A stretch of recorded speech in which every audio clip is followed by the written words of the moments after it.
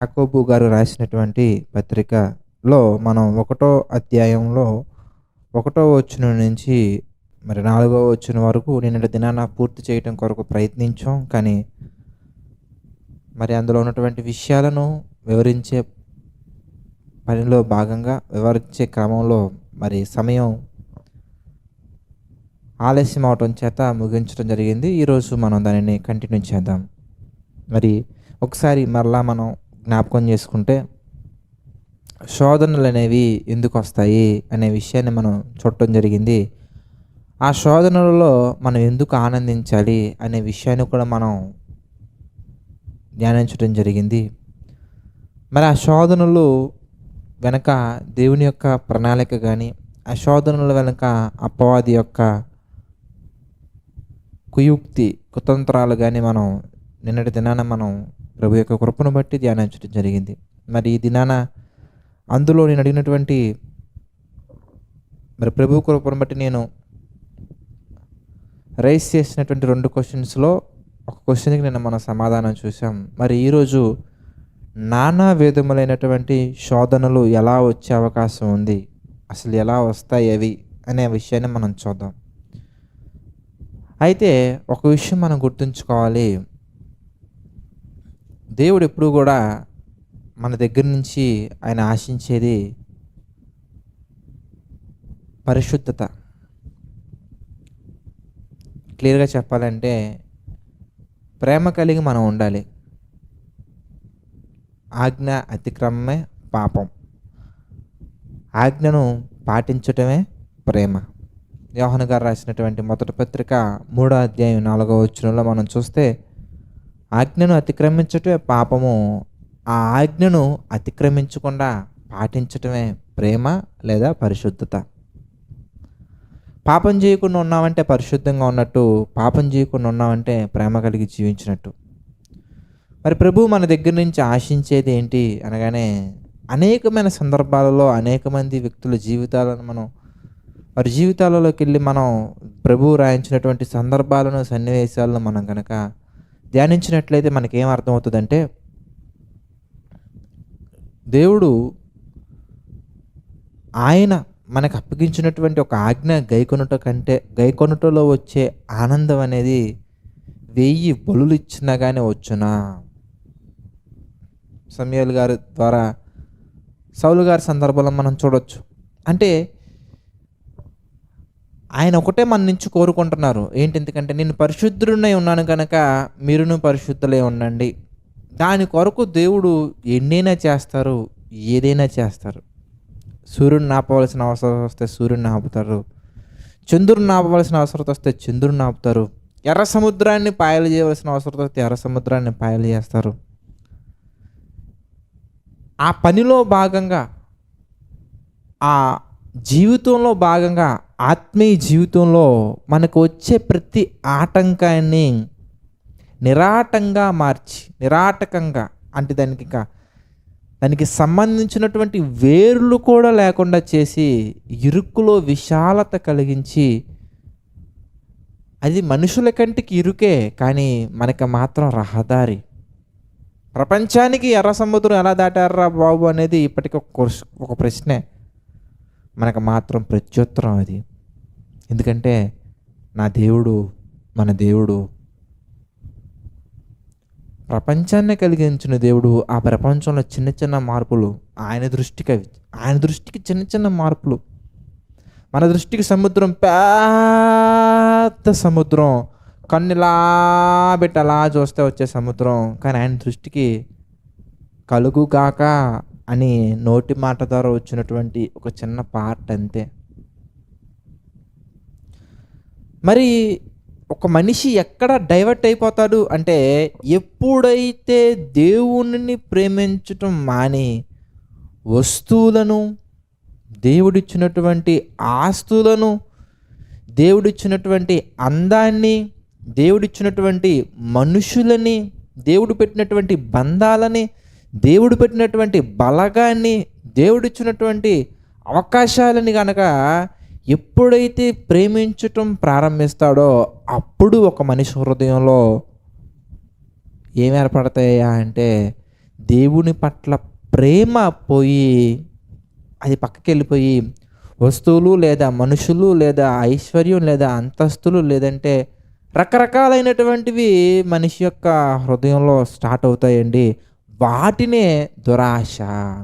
ప్రభువు కొరకు బ్రతకాలనుకోవటం ఆశ. ఈ భూమి మీద బ్రతకటానికి ప్రభువును వాడుకోవాలనుకోవటం దురాశ. అందుకే మన ప్రార్థనలు అనేవి మీరు బాగా ఆలోచిస్తే ఎప్పుడు మనం ఒకటి గుర్తుంచుకోవాలి. ప్రభువా నాకు జ్వరం తగ్గిపోవాలయ్యా అని మనం ప్రార్థన చేస్తున్నప్పుడు అది ఆరోగ్యం మీద ప్రేమతో చేస్తున్నావా, ఆత్మీయంగా ఎదగటం కొరకు ప్రార్థన చేస్తున్నావా? ఏంటి నీ జ్వరం తగ్గటం వెనక నీ మనసులో ఉన్నటువంటి what's the reason behind it?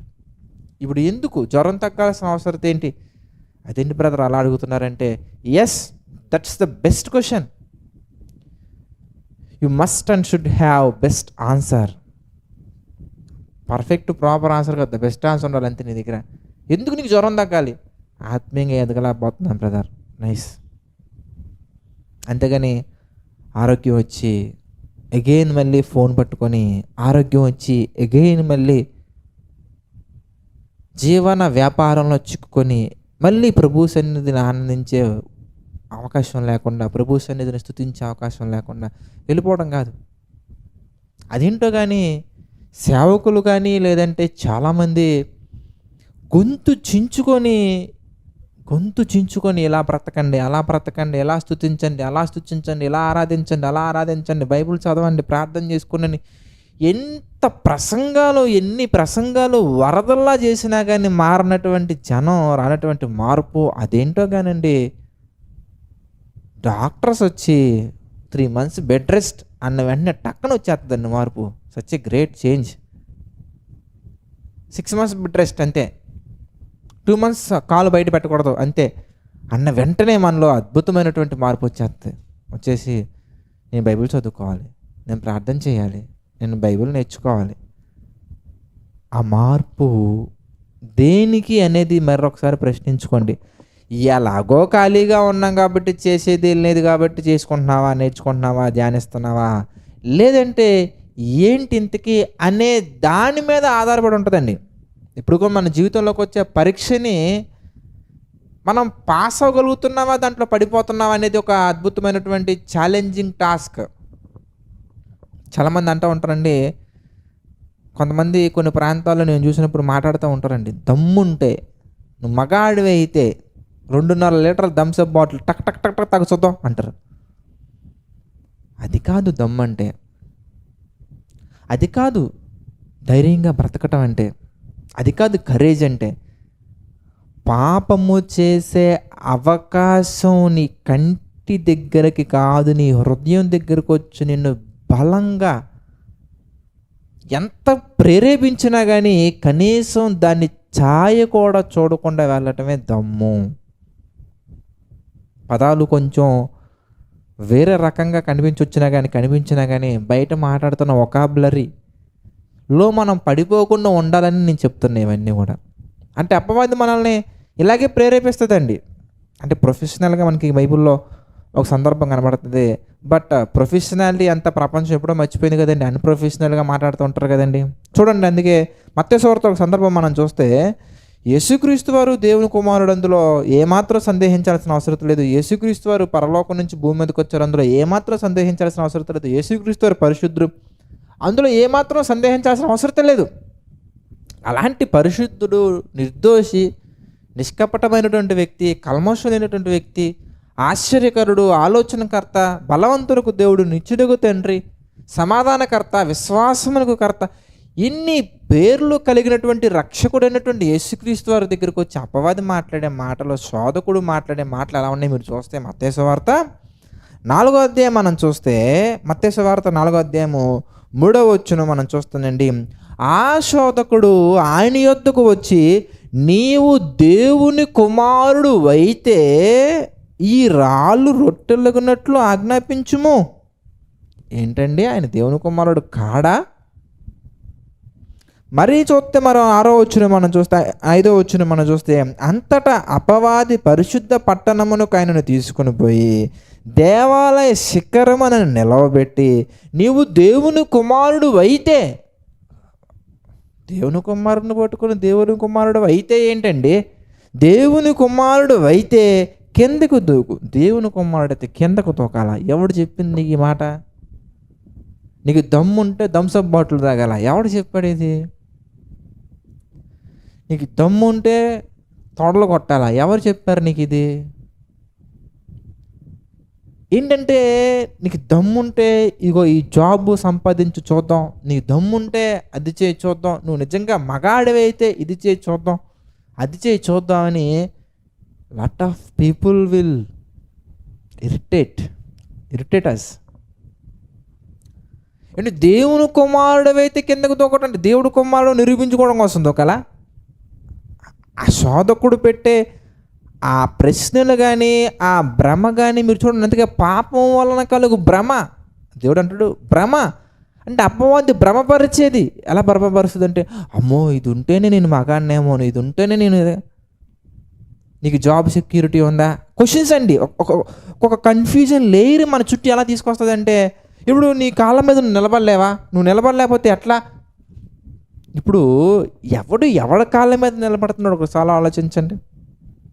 అంటే ఏంటి? నీ లెక్క ప్రకారంగా, ప్రపంచంలో ఉన్నటువంటి మనుషుల లెక్క ప్రకారంగా, ప్రపంచంలో ఉన్నటువంటి ఆలోచనల ప్రకారంగా ఏంటయ్యా అంటే, ఒక మినిమం ఒక 5 డిజిట్ శాలరీ ఉన్నటువంటి వ్యక్తి, 4 డిజిట్ శాలరీ ఉన్నటువంటి వ్యక్తి మాత్రమే కాళ్ళ మీద నిలబడుతున్నటువంటి వ్యక్తి. మిగిలిన వాళ్ళందరూ చేతగానోళ్ళు, మిగిలిన వాళ్ళందరూ పనికి మాలినోళ్ళు, మిగిలిన వాళ్ళందరూ useless fellows. This is the definition defined by the world, ప్రపంచం. కానీ మనం దేవుడి దగ్గరకు వచ్చి మనం ఆలోచిస్తే దేవుడు చెబుతున్నటువంటి ఒక అద్భుతమైనటువంటి ఆలోచన ఏంటయ్యా అంటే, ప్రసంగి గ్రంథం మీరు చూస్తే నిజంగా ఇది ఎవరో గమనించిన బయటికి చెప్పరు. ఏమండి? ఇది ఎవరో గమనించిన ఎవరో బయటికి చెప్పరు. మీరు చూడండి ప్రసంగి గ్రంథం మీరు చూస్తే 2వ అధ్యాయం మనం చూద్దాం. 25వ వచనం మనం చూస్తే, ఆయన సెలవు లేక, ఆయన యొక్క ఆజ్ఞ లేకుండా, ఆయన యొక్క అప్రూవల్స్ లేకుండా, ఆయన యొక్క సెలవు లేక భోజనము చేసి సంతోషించుట ఎవరికి సాధ్యం? ఎవరికండి సాధ్యం? అది మీరు ఆలోచించండి. దేవుని యొక్క సెలవు లేకుండా భోజనం చేసి సంతోషించడం ఎవరికి సాధ్యం? తిని టెన్షన్గా కంగారుగా ఏదో అయిపోతుంది, అదేదో అయిపోతుంది అని చెప్పేసి గాబరా పడిపోయే వాళ్ళే తప్ప, మనస్ఫూర్తిగా ప్రశాంతంగా భోజనం చేసి ప్రశాంతంగా ఉండేవాళ్ళు ఎంతమంది ఉన్నారు చెప్పండి? ఎందుకయ్యా అంటే, పుట్టిన దగ్గర నుంచి ఒక సైకిల్, ఒక చక్రంలో ఒక మనిషిని పెట్టి తిప్పుతుంది అంతే.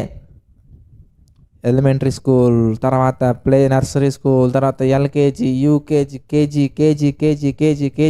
అని చెప్పేసి కేజీలు పుస్తకాలు మోయించి డజన్లు సర్టిఫికేట్ తీసుకొచ్చి స్పెషల్ కోర్సులు, ఆ కోర్సులు, ఈ కోర్సులు తిప్పించి 22 నుంచి 25 ఇయర్స్ గాన్. ఈ 25 ఇయర్స్లో మనిషి దేవుడి గురించి ఆలోచించేటప్పుడు, ప్రార్థన చేసేటప్పుడు, ప్రార్థన నేర్చుకునేటప్పుడు చెప్పుకోవడానికి మాత్రం మా తాతలు సేవ చేశారు, మా నాన్న వాళ్ళు సేవ చేశారని చెప్పుకుంటున్నాం. కానీ ప్రార్థన చేయమని 10 మందిలో అవకాశం ఇస్తే ఎన్ని బూతులు చేస్తారో. బూతులు అనగానే వాక్యానికి విరుద్ధమైనటువంటి మాటలు అని.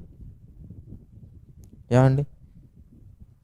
ఎన్ని వాక్యానికి విరుద్ధమైనటువంటి మాటలు మాట్లాడతారు ఆ ప్రార్థనలో, బైబిల్కి వ్యతిరేకమైనటువంటివి.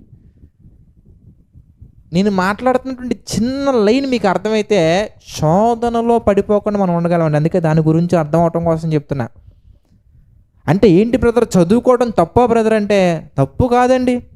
ఉద్యోగం చేయడం తప్ప బ్రదర్ అంటే తప్పు కాదండి. ఏది తప్పయ్యా అంటే, దేవుడు ఇస్తే చదువుకోండి, దేవుడు ఇస్తే ఉద్యోగం చేయండి, దేవుడు నడిపిస్తే నడవండి, దేవుడు ఏ స్థితిలో ఉంచితే ఆ స్థితిలో మనం ఉండాలి. దేవుడు మనల్ని ఉంచినటువంటి స్థితి నుంచి కింద స్థితి గురించి ఆలోచించినా, దానికంటే పైన స్థితి గురించి ఆలోచించినా మనం పాపంలో పడిపోతామండి. దానిని దురాశ అంటారు. ఈరోజు దేవుడు మనకి ఒక బిల్డింగ్ ఇచ్చారు, లెట్స్ ఎంజాయ్ అనగానే అగైన్ మళ్ళీ మందు తాగేసి, లేదంటే థమ్సప్ తాగేసి, లేదంటే మజా తాగేసి, లేదంటే పొట్ట నిండా భోజనం చేసేసి ప్రార్థన చేయడానికి కూడా వంగదండి, పొట్ట అలా తింటారు. ఇక కూర్చొని, ఇక లేదంటే కొంతమంది పడుకొని, ఇవన్నీ కూడా ఒకవేళ నీలో ఉంటే జస్ట్ థింక్, దేవుడు నీకు ఇచ్చినటువంటి వస్తువులను ప్రేమిస్తున్నావా, దేవుణ్ణి ప్రేమిస్తున్నావా? దేవుడు నీకు ఇచ్చినటువంటి ఆస్తిని ప్రేమిస్తున్నావా, దేవుణ్ణి ప్రేమిస్తున్నావా? దేవుడు నీకు ఇచ్చినటువంటి పిల్లల్ని ప్రేమిస్తున్నావా, దేవుణ్ణి ప్రేమిస్తున్నావా? అంటే ఏంటి బ్రదర్, పిల్లల్ని చూడకూడదా అంటే పిల్లల్ని చూడొచ్చు, పిల్లల్ని ప్రేమించవచ్చు, కానీ దేవుణ్ణి పక్కన పెట్టి కాదండి, దేవుణ్ణి విడిచిపెట్టి కాదండి, దేవుణ్ణి కాదని కాదండి. ఆ పిల్లల కోసమే కదా నువ్వు దేవుడి దగ్గర ఎన్నో సంవత్సరాలు ప్రార్థన చేశావు. మరి దేవుడే కదా నీకు ఇచ్చింది ఆ పిల్లల్ని. గర్భఫలం ఆయన ఇచ్చి బహుమానం కదా, బైబిల్లో ఉంది కదా, నీకు తెలుసు కదా. నీవు ఆ మాట పెట్టి ఎన్నోసార్లు ప్రార్థించావు కదా, ఎంతోమంది సేవకులతో ప్రార్థన చేయించుకున్నావు కదా, ఎంతోమంది సేవకురాల దగ్గర ప్రార్థన చేయించుకున్నావు కదా, ఎన్నో ఉపవాసాలు ఉన్నావు కదా, ఎన్నో మీటింగ్స్కి వెళ్ళావు కదా, ఎన్నో ఆలోచనలు కలిగి ఉన్నావు కదా. మరి దేవుడిచ్చినటువంటి ఆ పిల్లల్ని, దేవుడిచ్చినటువంటి ఆ ఉద్యోగాన్ని, దేవుడిచ్చినటువంటి ఆ మార్క్స్ని, దేవుడిచ్చినటువంటి ఈ ఐశ్వర్యాన్ని, దేవుడిచ్చినటువంటి ఈ ఆలోచనని, దేవుడిచ్చినటువంటి ఈ హోదాని నువ్వు ఏం చేస్తున్నావయ్యా అంటే ప్రేమిస్తున్నావు. దేవుణ్ణి పక్కన పెట్టి మరి నీ హృదయం నిండా ఎవరు ఉండాలయ్యా అంటే దేవుడే ఉండాలి, ఇంకేం ఉండకూడదు. దేవుడు తప్ప మరేది ఉండకూడదు. ఆ చిన్న లాజిక్ మనకు అర్థం కావాలండి. ఆ చిన్న లాజిక్ మనకు అర్థమైపోతే శోధన అంటే ఏంటి, పరీక్ష అంటే ఏంటి, పరిశోధించబడటం అంటే ఏంటి, ఇవన్నీ మనకు స్పష్టత వచ్చేస్తుంది. అది లేనంత కాలం కూడా మన జీవితం ఎలా ఉంటుందంటే ఎన్ని ఉన్నా కానీ ఏదో కావాలని కోరిక, ఆశ ఆశ ఆశ ఆశ, దురాశ దురాశ దురాశ దురాశ దురాశ. ఆ చిన్నది కనుక మన మనసులో ఉంటే, ఏ చిన్నది, ప్రభు కొరకు బ్రతకటం అంటే ఏంటి అనగానే ప్రియులారా, నేను మొదట చెప్పినట్టుగా ఆజ్ఞలను గైకొంటే ప్రేమించటం, ఆజ్ఞ అతిక్రమించటే పాపం చేయటం. సింపుల్. ఇది ఒక్కటి మనకు అర్థమైతే చాలండి. దేవుడు మన నుంచి కోరుకునేది ఏంటి అనగానే ఏసీ రూమ్లో ప్రేయర్ పెట్టించడం కాదండి. దేవుడు మన నుంచి కోరుకునేది ఏంటయ్యా అంటే బెంజ్ కార్లో ప్రేయర్ సెంటర్కి రమ్మని కాదండి. దేవుడు మన నుంచి ఆశించేది ఏంటయ్యా అంటే ఒక డజన్ మంది పిల్లల్ని కంటం కాదండి. దేవుడు మన నుంచి ఆశించేది ఏంటయ్యా అంటే నీ దగ్గర 100 మంది పిల్లలు ఉన్నా కానీ, నీ దగ్గర 100 మేడలు ఉన్నా కానీ, నీ దగ్గర పూరి గొడుసున్నా కానీ, నీ దగ్గర ₹1,00,000 ఉన్నా కానీ, నీ దగ్గర తినడానికి తిండి లేకపోయినా కానీ, నీ దగ్గర ₹1,00,00,000 ఉన్నా కానీ, నీ దగ్గర వేసుకోవడానికి బట్టలు లేకపోయినా కానీ, పాలరాతి మీద నడిచినా కానీ, రాతి నేల మీద పడుకున్నా కానీ, మట్టి నేల మీద పడుకున్నా కానీ, నువ్వు ఏ స్థితిలో ఉన్నా కానీ దేవుడు నీ దగ్గర నుంచి ఆశించేది నీవు ఇచ్చే కానుకలు కాదు, నీవే ఒక కానుకగా ఆయన దగ్గర ఉండాలి. ఆయన నిన్ను కోరుకునేది ఒకటండి. ఆ ఒక్కటి అర్థమైతే మనకి అంతా అర్థమవుతుందండి. ఆ ఒక్క దాంట్లో నుంచి నేను రానివ్వకుండా వచ్చేవే నానా విధములైనటువంటి శోధనలు. ఒక్కసారి మనం యోబు గారి జీవితం గురించి మనం ఆలోచిద్దాం. ఎందుకంటే యాకోబు గారు రాసినటువంటి పత్రికలోనే 5వ అధ్యాయం మనం చూద్దామండి. యాకోబు గారు రాసినటువంటి పత్రిక 5వ అధ్యాయం మనం చూస్తే 10వ వచనం మనం చూద్దామండి.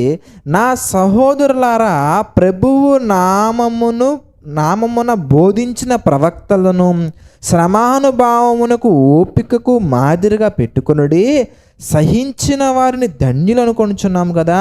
మీరు యోబు యొక్క సహనము గురించి వింటిరి. ఆయన ఎంతో జాలియు కనికరమును గలవాడని మీరు తెలుసుకొని ఉన్నారు. అంటే ప్రియులారా, యోబు గారు మనకి బెస్ట్ ఎగ్జాంపుల్గా మనకు కనబడుతున్నారు. మీకు నిన్నే ఎక్స్ప్లెయిన్ చేశాను, శోధన అంటే ఏంటి, పరీక్ష అంటే ఏంటి, శ్రమ అంటే ఏంటి. ఒకవేళ కనుక మీరు ఎవరైనా మిస్ అయినట్లయితే కనుక దయచేసి నిన్న మరి మన యూట్యూబ్లో జేసీ చర్చ్ అనే యూట్యూబ్ ఛానల్లో మీరు హోమ్ వీడియోస్ ప్లేలిస్ట్ లైవ్ ఇలా ఉంటుందండి. లైవ్ అనే ట్యాబ్లోకి వెళ్తే మీకు కనబడుతుంది, ఒకసారి చూడండి. లేదా ప్లేలిస్ట్లో యాకోబు పత్రిక వివరణ ఒక ప్లేలిస్ట్ క్రియేట్ చేసాం, అందులో ఉందో చూడండి. యాకోబు పత్రిక 1వ అధ్యాయం 1 నుంచి 4 వచనాలని. కనుక ఆ శ్రమలలో, ఆ శోధనలలో యోబు గారు ఎలా ఉన్నారు, ఎలా నిలబడ్డారు అని మనం ఆలోచించినట్లయితే ప్రియులారా, ఒకసారి చూద్దామండి. యోబు గారి జీవితంలో ఉన్నటువంటివి ఏంటి అనగానే ఆయన ఎలా ఉన్నారు అంటే, మనిషిని ప్రేమిస్తున్నారా, లేదంటే ఆస్తిని ప్రేమిస్తున్నారా, లేదంటే అంతస్తుని ప్రేమిస్తున్నారా, లేదంటే దేన్ని ప్రేమిస్తున్నారా అనే దాన్ని బట్టి మనకు అర్థమైపోద్దండి. నానా విధమైన శ్రమలు ఎలా వస్తాయంటే ఎలాగైనా వస్తాయి. అది పిల్లల ద్వారా రావచ్చు, భార్య ద్వారా రావచ్చు, తల్లిదండ్రుల ద్వారా రావచ్చు, స్నేహితుల ద్వారా రావచ్చు, ఎవరి ద్వారా అయినా ఎలాగైనా రావచ్చండి. అందులో ఇలాగే వస్తుందంటానికి ఏమీ లేదు. చూద్దాం, మనం యోబు గ్రంథం ఒకసారి చూస్తే, యోబు గ్రంథము 1వ అధ్యాయం కనుక మనం మళ్ళీ జాగ్రత్తగా గమనించినట్లయితే 1వ అధ్యాయము 2వ వచనం నుంచి మనం చూద్దామండి. 1వ వచనం నుంచి మనం చూద్దాం. ఊజు దేశమునందు యోబు అని ఒక మనుష్యుడుండెను. అతడు యథార్థ వర్తనుడును న్యాయవంతుడునై దేవుని యందు భయభక్తులు కలిగి చెడుతనమును విసర్జించిన వాడు. అతనికి 7 కుమారులను 3 కుమార్తెలను కలిగిరి. అతనికి 7,000 గొర్రెలను 3,000 ఒంటెలను 500 జతల ఎడ్లను 500 ఆడుగాడిదలు కలిగి బహుమంది పనివారు అతనికి ఆస్తిగా ఉండి కనుక తూర్పు దిక్కు జనులందరిలో అతడే గొప్పవాడుగా ఉన్నాడు. ఊజు అనగానే ప్రజెంట్ మనం మాట్లాడుకునే ఇప్పుడు ఊజు అని మనం మాట్లాడుకున్నటువంటి ఆ కంట్రీకి ప్రజెంట్ ఉన్నటువంటి పేరు ఏంటి అంటే ఒమాన్. ఇది కథ కాదు, కల్పన కథ కాదు. ఒమాన్ అనే కంట్రీలో జరిగినటువంటి ఒక యథార్థమైనటువంటి గాథ మనం చదువుకుంటున్నామండి.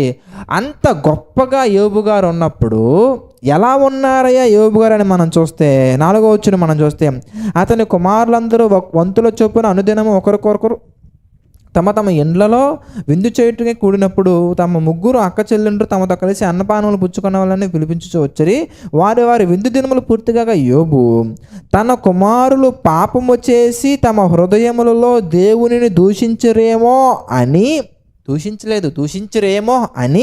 వారిని పిలువనంపించి వారిని పవిత్రపరిచి అరుణోదయంలో లేచి వారిలో ఒక్కొక్కరి నిమిత్తమే దహనములు అర్పించుకోవచ్చును.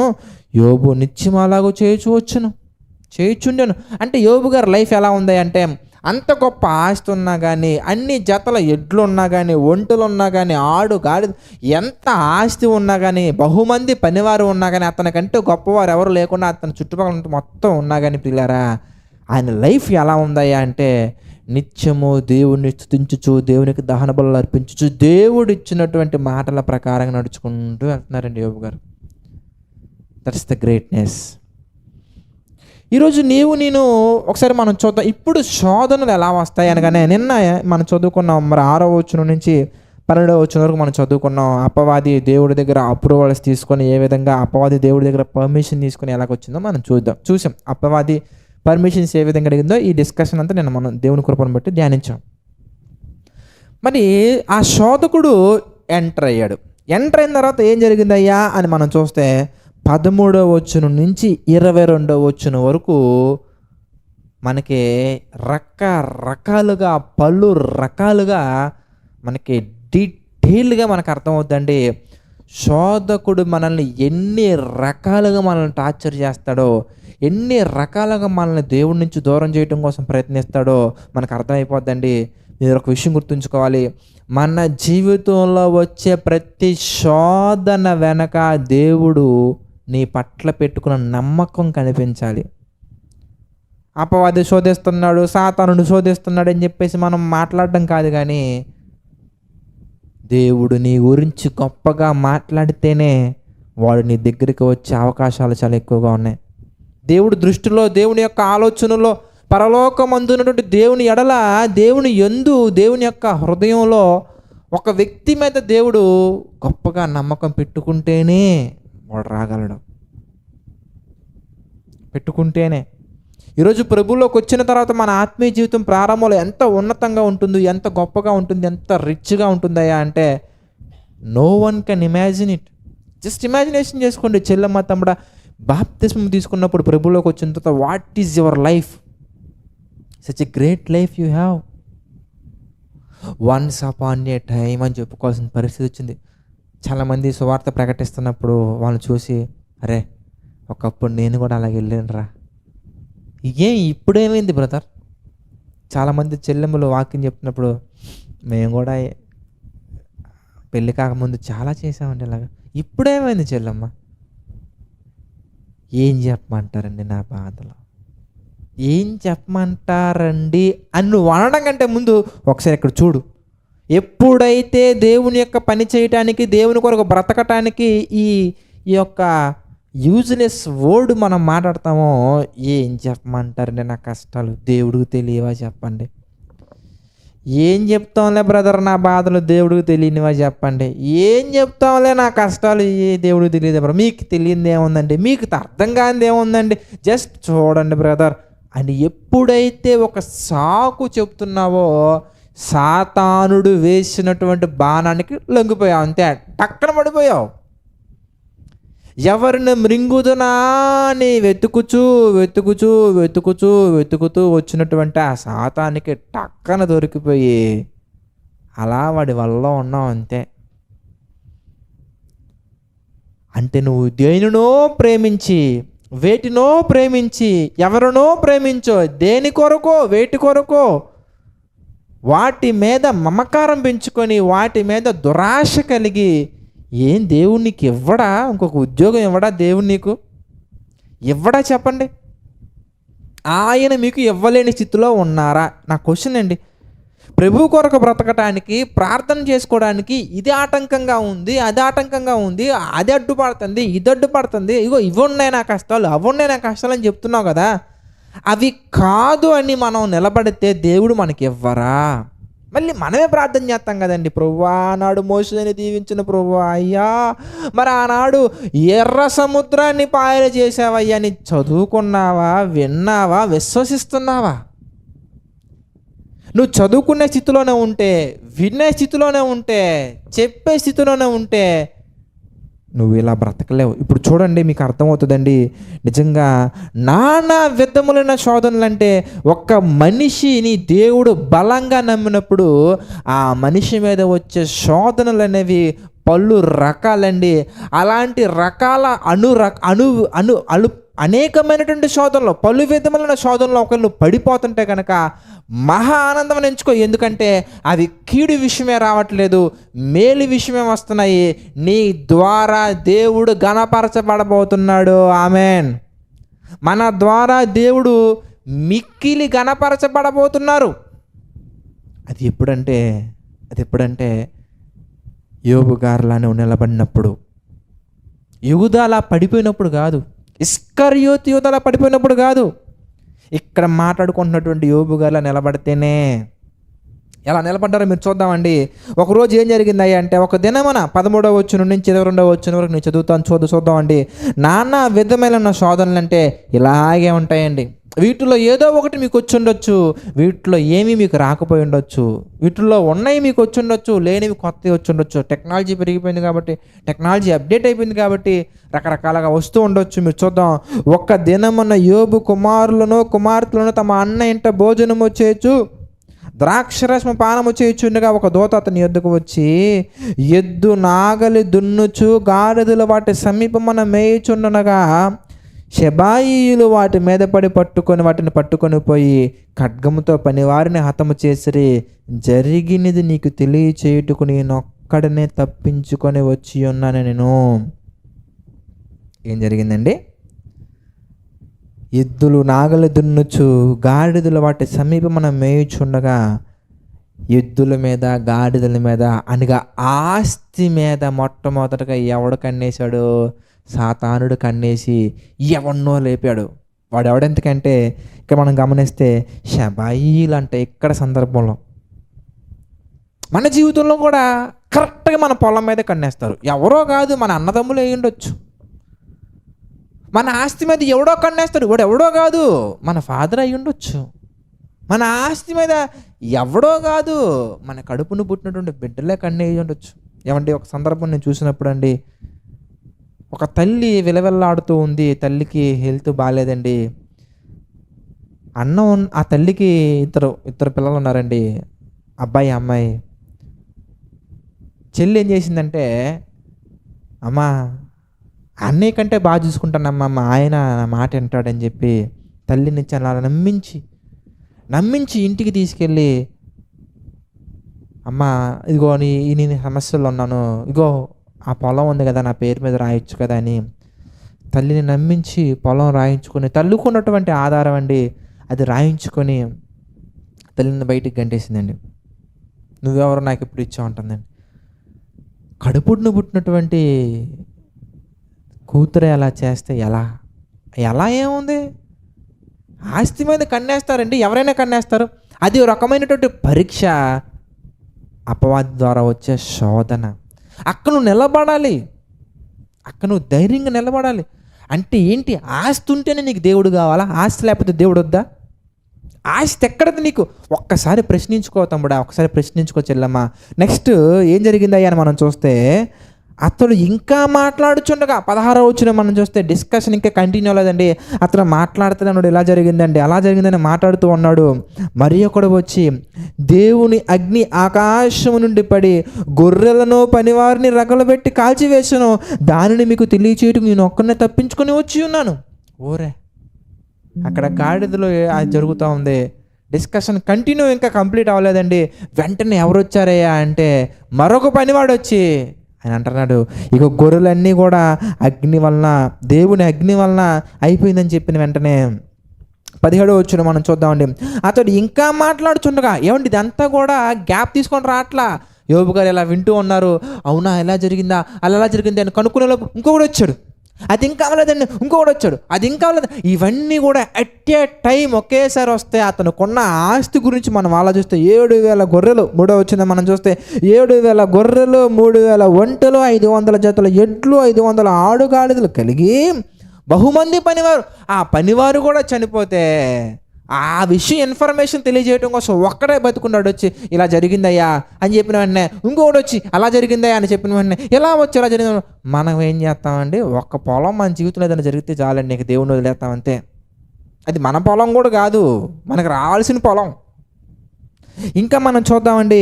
అతడు ఇంకా మాట్లాడుచుండగా మరి ఒకడు వచ్చి, కల్దీలు 3 సమూహములుగా వచ్చి ఒంటెల మీద పడి వాటిని పట్టుకొని పోయి ఖడ్గం చేత పనివారిని చంపిరి, నీకు దానిని తెలియచేయటం నేను ఒక్కనే తప్పించుకుని. అలా మాట్లాడుచుండగా వేరొకడు వచ్చి 18వ వచనం మనం చూస్తే, నీ కుమారులను కుమార్తెలను తమ అన్న ఇంట భోజనము చేయొచ్చు, ద్రాక్షరసము పానము చేయుచుండగా గొప్ప సుడిగాలి అరణ్య మార్గముగా వచ్చి ఆ ఇంటి 4 మూలలను కొట్టగా అది యవ్వనుల మీద పడినందున వారు చనిపోయిరి. దానిని నీకు తెలియచేయటకు నేను ఒక్కనే తప్పించుకొని వచ్చి ఉన్నాను. నేను సర్వనాశనం అయిపోయిందండి.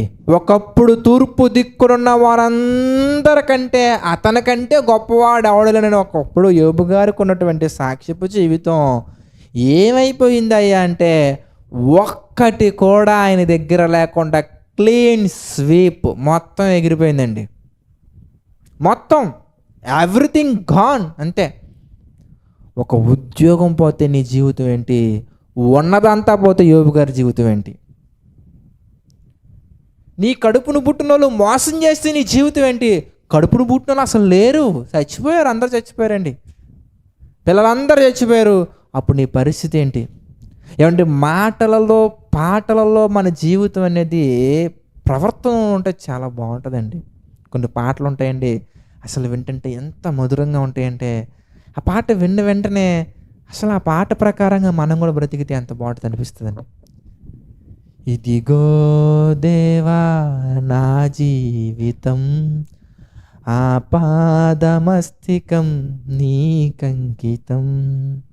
నిజంగా ప్రభు కొరకు అలా ఉండవాలా.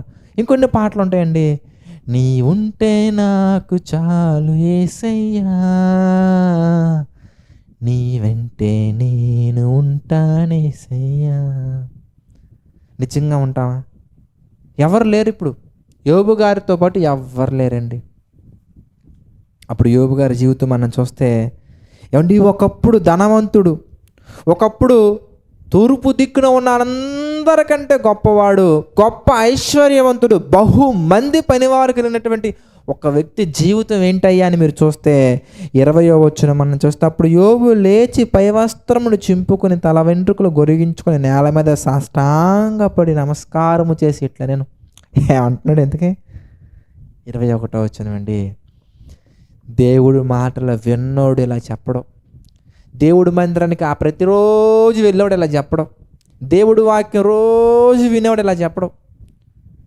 ఎవరైతే దేవుని యొక్క ప్రతి మాట విశ్వసించి హృదయంలో దాచుకుంటాడో వాడు మాత్రమే ఈ మాట చెప్తాడు. ఏంటి ఆ మాట అంటే, నేను నా తల్లి గర్భములో నుండి దిగంబరినై వచ్చి తిని, ఆ ఒంటెలతో నేను రాలా, ఆ ఎడ్లతోటి నేను రాలా, ఆ గాడిదలతోటి నేను రాలా, తల్లి గర్భంలో నుంచి దిగంబరగా వచ్చింది. నాకు ఎడ్లు లేవయ్యా, గొర్రెలు లేవయ్యా, ఒంటెలు లేవయ్యా, ఆడపిల్లలు లేరయ్యా, మగపిల్లలు లేరయ్యా, తల్లిదండ్రులు కూడా లేరయ్యా, తల్లి గర్భంలో నుంచి దిగంబరగా వచ్చి తిని దిగంబరనే అక్కడికి వెళ్ళొద్దును, తిరిగి వెళ్ళొద్దును. దేవుడు ఇచ్చెను, దేవుడు తీసుకొని పోయాను, దేవుని నామమునకు స్తుతి కలుగును గాక. ఆమేన్. ఇది దేవుని కొరకు ఆశ కలిగి బ్రతికే జీవితం. ఉన్నదంతా పోయినా కానీ నిలబడినటువంటి యోబు గారి జీవితం. ఎంత ఉన్నా కానీ దురాశ కలిగి యేసుక్రీస్తు వారిని వెండి నాణాలకు అమ్ముకున్న యూదా జీవితం లాంటి జీవితం నీకు నాకు ఉంటే గనక, ఒక పక్కన జాబ్ చేస్తూ ఉంటామండి, ఆ జాబ్లో సంతృప్తి చెందకుండా, దేవుడిచ్చినటువంటి ఆ జాబ్లో సంతృప్తి చెందకుండా, దేవుని ఇచ్చినటువంటి ఆ జాబ్ని దేవుని కొరకు ఉపయోగించకుండా ఇంకొకటి ఏదో కావాలని మళ్ళీ దురాశ, చిట్టి పాటలు. దేవుడు డబ్బు సంపాదించడానికి ఒక సోర్స్ ఆఫ్ ఇన్కమ్ నీకు ఇచ్చారుగా, అది సరిపోదా? Multi stream, you should have multi stream. Why? నీకు అవసరత ఉంటే దేవుడు ఇవ్వరా? ఇస్తారండి, ఇస్తారు. దేవుడు ఇచ్చినటువంటి స్థితిలో నుంచి పక్క స్థితికి వెళ్ళి ఆలోచించిన, దానికంటే కింద స్థితికి వచ్చి ఆలోచించిన, అది దురాశ. దేవుడు ఉన్నతంగా ఉంచాడు, నిరంతరము బలులు అర్పిస్తూ దేవుణ్ణి స్తుతిస్తూ ఉన్నాడు. నానా విధమైన శోధనలు, గొర్రెలు పోయాయి, ఒంటెలు పోయాయి, ఎడ్లు పోయాయి, పిల్లలు చచ్చిపోయారు, అంతా పోయింది, ఎవ్రీథింగ్ గాన్. ఆ టైంలో కూడా ఆయన అంటున్నాడు, దేవుడు ఇచ్చాడయ్యా, దేవుడు తీసుకున్నాడయ్యా, దేవుడి నామానికి స్తుతి కలుగును గాక.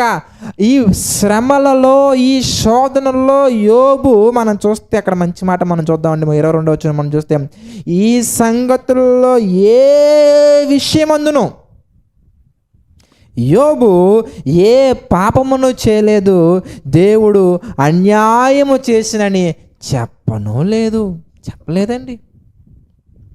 ప్రియులారా, అసలే గుండె కరిగిపోయి, అసలే గుండె భరించలేని బాధలో ఉన్నప్పుడు, భరించలేనటువంటి ఇబ్బందులు ఉన్నప్పుడు కొండల తట్టు చూసి, నా దేవా నీవే నాకు ఆశ్రయమయ్యా, నా ప్రభువా నీవే నాకు సర్వస్వం తండ్రి, నాకు సమాధానం ఎక్కడి నుంచి వచ్చినయ్యా, నీ వద్ద నుంచే నాకు వచ్చినయ్యా అని ఇలా కదిలేస్తే కరిగిపోయి అంత మెల్ట్ అయిపోయి మన గుండె ఉన్నప్పుడు అండి, అలాంటి సందర్భాల్లో వస్తారండి.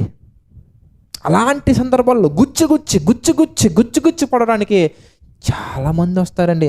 అలా గుచ్చి పొడిచే వాళ్ళలో భార్య కూడా ఉండొచ్చు, అలా గుచ్చి పొడిచే వాళ్ళలో తల్లిదండ్రులు కూడా ఉండొచ్చు, అలా గుచ్చి పొడిచే వాళ్ళలో స్నేహితులు కూడా ఉండొచ్చు అండి. మీరు యోబు గ్రంథం మొత్తం ఈ రోజు తర్వాత ఒకసారి చదవండి.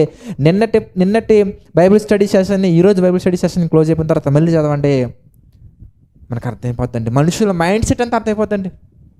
స్నేహితులు వస్తారండి, బలపరిచే విధంగా మాట్లాడండి, యోబు గారిని బాధపరుస్తారండి. ఇంకా నువ్వు దుర్మార్గుడివి, నువ్వు దోషివి, నువ్వు దుర్మార్గుడివి, నువ్వు యూజ్లెస్ ఫెలో, నీ వల్ల దేవుడికి అవమానం కలుగుతుంది. ఏమండి, బిడ్డలు చచ్చిపోయినటువంటి వ్యక్తి దగ్గరికి వచ్చి, ఒక తండ్రి దగ్గరికి వచ్చి మాట్లాడాల్సిన మాట్లాడండి. సర్వస్వాన్ని కోల్పోయిన ఒక ధనవంతుడు, సర్వస్వాన్ని కోల్పోయినట్టు ఒక వ్యక్తి దగ్గరికి వచ్చి, సామాన్యుడిగా మారిన వ్యక్తి దగ్గరికి వచ్చి ఎలాంటి మాటలు మాట్లాడాలో తెలియదండి. చాలామంది ఉంటారండి, వాళ్ళ కుటుంబంలో ఎవరైనా మనిషి పోయినప్పుడు చాలా దూరం నుంచి వస్తారండి. ఫర్ ఎగ్జాంపుల్కి, తండ్రిని కోల్పోయినటువంటి బిడ్డ దగ్గరికి వచ్చి, నువ్వు కుటుంబానికి ఆదరణగా ఉండాలని ఆ తండ్రి మరణించిన తర్వాత కుటుంబంలో ఆదరణ కలిగించే మాటలు చెప్పరండి ఎవరు కూడా. ఇంకా బాధపరుస్తారు, ఇంకా గాయపరుస్తారు, ఇంకా తిడతారు. కొంతమంది ఏంటోనండి, ఆ మరణించిన వ్యక్తి యొక్క లైఫ్ పార్ట్నర్ని కొడతారండి, చెప్పుతో కొడతారండి, కొంతమంది కావాలని కొడతారండి. కొంతమంది భర్త పోయి పుట్టుడు దుఃఖంలో ఉంటే ఆమెను ఎలా కొట్టాలనిపిస్తుందండి, ఆమెనండి మాటలు ఎలా అనిపిస్తుందండి. ఒక దేవుని ప్రేమ కలిగిన వ్యక్తులుగా మనం ఉన్నావా అంటే ఉండవండి. ఆ సమయంలో ఈ లేనిపోయినటువంటి గొడవలన్నీ ఎత్తి కాకులు పొడిచినట్టు పొడి చేస్తూ ఉంటారండి. కొంతమంది భార్యలు ఉంటారండి, కొంతమంది స్త్రీలు, చెల్లెమ్మలు, మీరు ఆలోచించండి ఒకసారి. మనకి ఎంత అందం ఉంటే ఏం ఉపయోగం అండి? ఎంత అందం ఉంటే మనకి ఏం ఉపయోగం? ఎంత బైబిల్ స్టడీ చేస్తే ఏం ఉపయోగం? ఎంత ప్రార్థన చేస్తే ఏం ఉపయోగం చెప్పు? కొంతమంది ఎలా ఉంటారంటండి, ఇంట్లో చాలా ఉంటాయండి సరుకులు, ఏమున్నాయి తీసుకురాడండి, నువ్వు ఏం లేవు లే అంటారండి. అంటే జ్ఞానవంతురాలు ఇల్లు కట్టుకొనును, మూడురాలు పెరికి వేసుకున్నాను. భర్త గురించి బయటికి వెళ్ళి రకరకాలుగా మాట్లాడేవాళ్ళు. ఇదొక రకమైన శోధన, ఒక టార్చర్. అందుకే అంటాడు సామెతల గ్రంథంలో, దేవుడు అంటారు, గయ్యాలతో ఇంట్లో ఉండటం కంటే మిద్ది మీదకి ఒక మూల ఉండటం బెటర్ అంటాడు. చూడండి, కొంతమంది చెల్లెమ్మలు భర్తకి ఒక ముళ్ళు. ఎలాంటి ముళ్ళు అయ్యా అంటే, నీ భర్త వేరే అమ్మాయిలతో తిరగట్లేదు కదా, నీ భర్త ముందు తాగేసి వచ్చి కొట్టట్లేదు కదా. అంటే మంచి భర్త వచ్చినటువంటి చెల్లెమ్మల గురించి మాట్లాడుతున్నాడండి. భర్త దైవ సన్నిధిలో, దేవుని యొక్క సన్నిధిలో నిరంతరం వర్ధిల్లుచు, ఆకు వాడక తన కాలమంతు ఫలమిచ్చు చెట్టు వల్లే వర్ధిల్లుచు ఉన్నప్పుడు కొంతమంది చెల్లెమ్మలు అంటారండి, మా ఆయనకి 24 గంటలు దేవుడు పని అనండి, ఇక ఏ పని వద్దండి, ఇక ఏ ముచ్చట వద్దండి, ఆయనకి అది ఉంటే చాలండి, ఇక దేవుడు ఉంటే చాలండి అని చెప్పేసి ఆయన మీద లేనిపోని చాడీలు చెప్పి ఆయన్ని విసిగించే వాళ్ళు చాలామంది ఉంటారండి. చూడండి, ఇక్కడ యోబు గారి జీవితంలో కూడా మనం చూస్తే ఎంత పుట్టుడు దుఃఖంలో ఉంటే, ఎంత నాశనం అయిపోయి ఉంటే, పిల్లలందరూ చనిపోయారండి, ఆస్తులన్నీ పోయాయండి, ఇక ఎవరు లేరండి, సాష్టాంగ పడిపోయి మొత్తం ఒక దేన స్థితిలో ఉంటే, ఇంకా అంత మాత్రం కాదండి, మీరు చూస్తే 2వ అధ్యాయం మనం చూస్తే అపవాది ఇంకా మారలేదండి. అపవాది ఇంకా వదలలేదు. వదలకపోయేసరికల్లా అపవాది మళ్ళీ ఆ పర్మిషన్ తెచ్చుకుంటుంది. మీరు చదువుకోండి, లెంత్ అయిపోతుంది సెషన్ అనేది. చదువుకుంటే 7వ వచనం మనం చూస్తే, 2వ అధ్యాయం 7వ వచనం మనం చూస్తే, కాబట్టి అపవాది యెహోవా సన్నిధి నుండి బయలు వెళ్ళి అరికాలు మొదలుకు నడినెత్తి వరకు బాధగల కురుపులుతో యోబును మొత్తెను.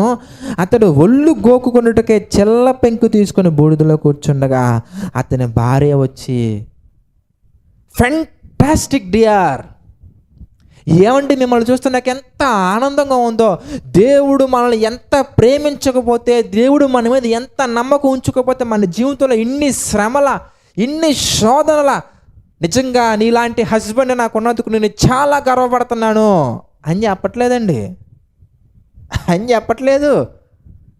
ఏమంటే నిజంగా మీరు ఇంత జ్ఞానం కలిగి ఎలాగండి దేవుని యొక్క వాక్యాన్ని అనేక మంది తెలియజేస్తున్నారు, ఇంత జ్ఞానం కలిగి మీరు ఎలాగండి దేవుడు పని అంటే అంత శ్రద్ధ కలిగి ఉన్నారు, ఎలాగండి మీకు దేవుని యొక్క సంఘంలో అంత మంచి సాక్ష్యం ఉంది, నిజంగా చాలా గ్రేట్ అండి, మీలాంటి హస్బెండ్ నాకు ఉన్నందుకు దేవుణ్ణి నేను స్తుతిస్తున్నాను, దేవుని నామానికి స్తుతి కలుగును కాక అని చెప్పట్లేదండి.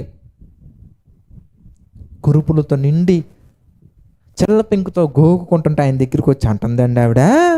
చూద్దామండి, 9వ వచనం మనం చూస్తే, అతని భార్య వచ్చి, నీవు ఇంకను యథార్థతను వదలకయుందువా, దేవుణ్ణి దూషించి మరణం గమ్మనను. మధ్యలో దేవుడు ఏం చేశాడు? ఇలాంటి భార్య ఉంటే బ్రదర్, డోంట్ బి డిసప్పాయింట్. ఒకవేళ చెల్లెమ్మ నువ్వు పర్ఫెక్ట్గా దేవుళ్ళ బ్రతుకుతున్నావు, నీ హస్బెండ్ ఇలా ఉంటే డోంట్ బి డిసప్పాయింట్ అవ్వకు చెల్లెమ్మ. నీ భర్త ఇలా ఉన్నాడు అనుకో, ఒకవేళ బాధపడు. కొంతమంది భర్తలు ఉంటారండి, వీళ్ళకి ఏం పోయే కాలం అస్సలు తెలియదండి. వీళ్ళు కూడా నువ్వు బయటికి వెళ్ళిపోయిన వెంటనే వేరే అబ్బాయితో ఎఫ్ఐఆర్ పెట్టుకున్న అమ్మాయిలు చాలామంది ఉన్నారు. అలాంటి స్త్రీని నీకు రాకుండా గుణవతి అయిన భార్యను నీకు ఇస్తే, తమ్ముడా నువ్వు చేసేది ఏంటి? ఎందుకంటే పేకాట కోసం, మందు తాగటం కోసం, తాలిబొట్టు కూడా లాక్కెళ్ళి ఇంట్లో ఉన్నటువంటి అన్నీ అమ్మేసి ఆ అమ్మాయిని కొట్టి, తిట్టి, బ్లడ్ వచ్చేలా కొట్టి, చేతులు ఇరిగిపోయేలా కొట్టి, కాలు ఇరిగిపోయేలా కొట్టి ఉన్నారండి. కొంతమంది మూర్ఖులు ఉన్నారు, ప్రతి చోట ఉన్నారు. తమ్ముడు, అలాంటి మంచి అమ్మాయి నీకు దొరకటం అనేది దేవుడు ఇచ్చినటువంటి గొప్ప వరం. గుణవతి అయిన భార్య దొరుకుట అరుదు, దేవుడు నీకు ఇచ్చినటువంటి గొప్ప వరం. చెల్లెమ్మ, ఒకవేళ నీకు కనుక దేవుడు ఒక మంచి హస్బెండ్ ఇచ్చి, ఎలాంటి వ్యసనాలు లేకుండా, ఎలాంటి తాగుడు, ఎలాంటివి లేకుండా, దేవుడు అంటే భయభక్తులు కలిగి నిరంతరం దేవుని కొరకు ప్రయాసపడే వ్యక్తి కనుక నీకు దొరుకుంటే, అతనిని బట్టి దేవుడిని స్తుతించి అతనికి సాటి అయిన సహాయంగా నిలబడు.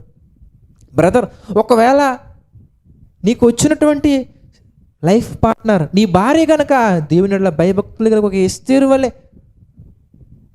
ఒక రాహాబు వలె ప్రభు కొరకు ఎలాగైతే నమ్మకంగా విశ్వాసం కలిగి జీవించే ఒక అమ్మాయిని కనుక దేవుడు లైఫ్ పార్ట్నర్గా ఇచ్చుంటే ఆమెను బట్టి సంతోషించి, ఆమెను బట్టి ఆనందించి, దేవుణ్ణి స్తుతించి దేవుని యొక్క సన్నిధిలో మనం ముందుకు వెళ్ళాలి. కానీ ఇదిగో మీరు చూస్తానండి, ఇది ఇక్కడ గమనించండి. అందుకు అతడు యోబు గారు అంటున్నారండి, మూర్ఖురాలు మాట్లాడినట్లు మాట్లాడుచున్నావు. 24 గంటల ప్రార్థనైనా, 24 గంటలు దేవుడైనా, 24 గంటల బైబిలైనా, ఇలాగ మళ్ళీ అనేవాళ్ళు ఉంటారండి. తల్లిదండ్రులు ఉండొచ్చు, భార్య ఉండొచ్చు, భర్త ఉండొచ్చు, పిల్లలు ఉండొచ్చు, స్నేహితులు ఉండొచ్చు, చాలామంది ఉంటారండి.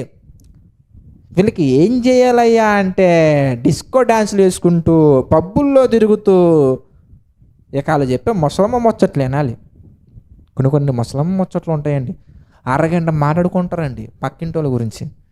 చివరిలో ఒక డైలాగ్ వేస్తారండి, ఆయన ఏమైందిలే అమ్మా, ఎవరి జీవితం వాళ్ళదే అని వెళ్ళిపోతారు. ఎవరి జీవితం వాళ్ళదని నువ్వు ముందే చెప్పు, నేను వెళ్ళిపోవచ్చు కదా, ఎందుకు అరగంట డిస్కషను.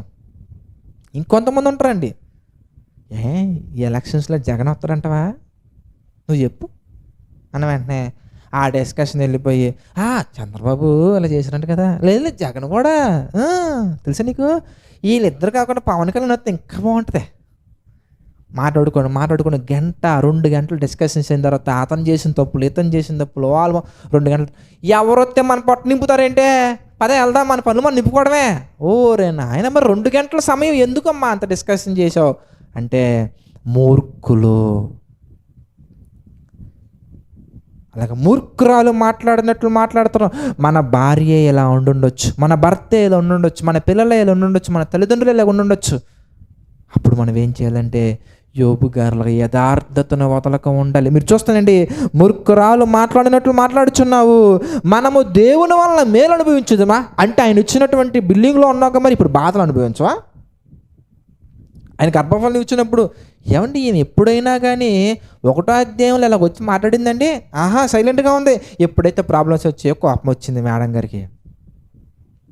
మన జీవితంలో కూడా నానా విధములైన శోధనలు, భర్త ద్వారా, భార్య ద్వారా, పిల్లల ద్వారా, తల్లిదండ్రుల ద్వారా, ప్రతి సందర్భంలో మనం ఏం చేయాలి అంటే దేవుని నామమునకే స్తుతి కలుగునుగా కానీ ఆయన్ని స్తుతించే వారికి మనం ఉండాలి తప్ప. అందుకే అంటాడండి, వివేకము లేని సుందర స్త్రీ, సామెతల గ్రంథంలో మనం చూస్తే 11వ అధ్యాయం 22వ వచనం మనం చూడొచ్చండి. వివేకము లేని సుందర స్త్రీ పంది ముక్కుకున్న బంగారు కమ్మి వంటిది. స్త్రీ మాత్రమే కాదు, పురుషుడు కూడా. దేవుని యొక్క జ్ఞానం ప్రకారంగా ఆలోచించుకున్న ఏ అబ్బాయి అయినా, ఏ అమ్మాయి అయినా కానీ పంది ముక్కుకున్నటువంటి బంగారు కమ్మి వంటిది. ఎంత అందం ఉన్న ఉపయోగం ఉండదండి వాళ్ళకి, ఎంత అందం ఉన్న ఉపయోగం ఉండదు, ఎంత ఆస్తి ఉన్న ఉపయోగం ఉండదు. వివేకం ఉండాలి, దేవుని యొక్క ఆలోచన ఉండాలి. మనము దేవుని వలన మేలు అనుభవించుదమా? ఇన్ని సంవత్సరాలు దేవుని యొక్క మేలు అనుభవించాం కదా, ఇప్పుడు కీడు అనుభవించడానికి ఏంటి నీకు ప్రాబ్లం ఏంటి? What is your problem? దేవుని వలన కీడు అనుభవించుదమా? తగదా? ఈ సంగతులలో ఏ విషయమందును యోబు నోటి మాటతో నేను పాపము చేయలేదు. నోటి మాటతో కూడా పాపము చేయకుండా నిలబడే క్యారెక్టర్ నీవు నిన్ను బిల్డ్ చేసుకోవాలి. అలా బిల్డ్ చేసుకోవడానికి అపవాది మన దగ్గరికి వచ్చే ప్రతి శోధనలో కూడా మనం ఏం చేయాలి తెలుసా? నిలబడగలగాలి. అలా నిలబడాలంటే మనం ఏం చేయాలి తెలుసా? దేని మీద శ్రద్ధ పెట్టాలి? ఇంతకీ దేవుడిచ్చే వస్తువుల మీద కాదండి, దేవుని మీద శ్రద్ధ పెట్టాలి. ఒకసారి మనం యోబు గారి జీవితం చూసాం కదా, కొత్త నిబంధనలో పౌలు గారి జీవితం జస్ట్ ఒక 5 minutes చూసి ఈరోజు సెషన్ మనం క్లోజ్ చేసుకుందామండి. ఫిలిప్పీలకు రాసినటువంటి పత్రిక మనం చూస్తానండి. ఫిలిప్పీలకు రాసినటువంటి పత్రిక 4వ అధ్యాయం మనం చూద్దాం. ఫిలిప్పీలకు రాసినటువంటి పత్రిక 4వ అధ్యాయం మనం చూస్తే 11వ వచనం మనం చూద్దామండి. నాకు కొదువ కలిగి ఉన్నందున నేను ఇలాగ చెప్పుటలేదు, నేను ఏ స్థితిలో ఉన్నానో ఆ స్థితిలో సంతృప్తి కలిగి నేర్చుకొని ఉన్నాను. దేన స్థితిలో ఉండనెరుగుదును. దేవుడు మనకి దేన స్థితి తీసుకొస్తారు, సంపన్న స్థితిలో ఉండనెరుగుదును. సంపన్న స్థితిలో కూడా ఉంచుతారు. తర్వాత మనం చూస్తానండి, ప్రతి విషయములోనూ అన్ని కార్యములలోనూ కడుపు నిండి యునుటకును, ఆకలి గొని యునుటకును, సమృద్ధి కలిగినుటకును, లేమిలో ఉండుటకును నేర్చుకొని ఉన్నాను. నన్ను బలపరచు వాని యందు నేను సమస్తమును చేయగలను. మన బలం క్రీస్తులో ఉండాలి, కానీ మన బలం వస్తువుల్లో కాదు, మనుషులలో కాదు, ఉద్యోగంలో కాదు, కులంలో కాదు. వేటిల్లో మన బలం ఉండాలి? మన బలం అనేది ప్రభువులో ఉండాలి, పరిస్థితుల మీద కాదు. అలా మన జీవితాన్ని స్ట్రెంగ్తెన్ చేయడానికి అంటే అన్న నేను నిలబడలేకపోతున్నానన్న అనే అబద్ధం చెప్పొద్దు. మళ్ళీ నిన్న మీకు చెప్పాను, నిన్న సెషన్లోనే మనం సహింపగలిగినంత కంటే ఆయన మనకే ఎలాంటి సమస్య తీసుకురు, మనం సహించగలం, మనం నిలబడగలం, మనకి దాన్ని మనం ఆ శోధనను మనం జయించి నిలబడగలం అన్న నమ్మకం నీకంటే ముందు నన్ను సృష్టించిన దేవునికి ఉంటేనే ఆ సమస్య మన దగ్గరికి వస్తుంది. యోబు గారు ఎంత వచ్చి నిలబడతాడు కాబట్టే అంత వచ్చింది ఆయనకి. నువ్వు ఎంత వస్తే నిలబడలేవు అనుకోండి, అంత సమస్య దేవుడిని దగ్గరికి తీసుకురాడు. మనం చూద్దాం అన్నమాట. కొరింథీయులకు రాసిన మొదటి పత్రిక మనం చూద్దాం, ఒకసారి మళ్ళీ జ్ఞాపకం చేసుకుందాం.